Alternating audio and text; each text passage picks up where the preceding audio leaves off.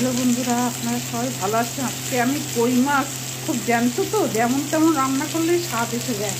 ছোটো ছোটো দেশি কই, এই মাঝারি সাইজের এই কই মাছের পাতলা আজকে ঝোল করবো, কোনো রিচ করবো না।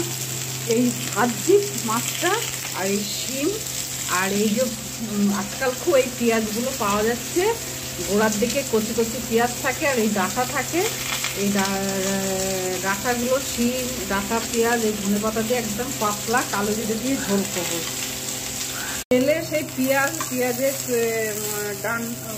এইগুলো কাঠিগুলো আর এই কালো জিরে, পাঁচফোড়ন আর এই চিলি তেজপাতা, এটা ফোড়ন দিয়েছি, বেশি তেল দেবো না। এবার পেঁয়াজগুলো দিয়ে দেবো। এই পেঁয়াজ দিয়ে দিয়েছি, সরি এই শিমগুলো দিয়ে দেবো। নুন হলুদ দেবো, দিয়ে একটু বেশি ভাজবো না, হালকা ভেজে জল দিয়ে দেবো। এর ভিতরে মাছ রয়েছে, শিমগুলো সব ঢেলে দিয়েছি। আর এখানে আমি গরম জল বসিয়েছি, এতে শুধু একটু জিরের গুঁড়ো দেবো। এই তো জিরের গুঁড়ো দিয়ে নুন হলুদ দেওয়া হয়ে গেছে। এবার এইটাতে এই গরম জলটা ঢেলে দেবো, দিয়ে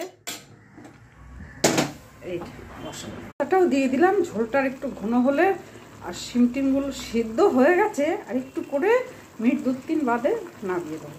কই মাছ শিম দিয়ে ঝোল হয়ে গেছে।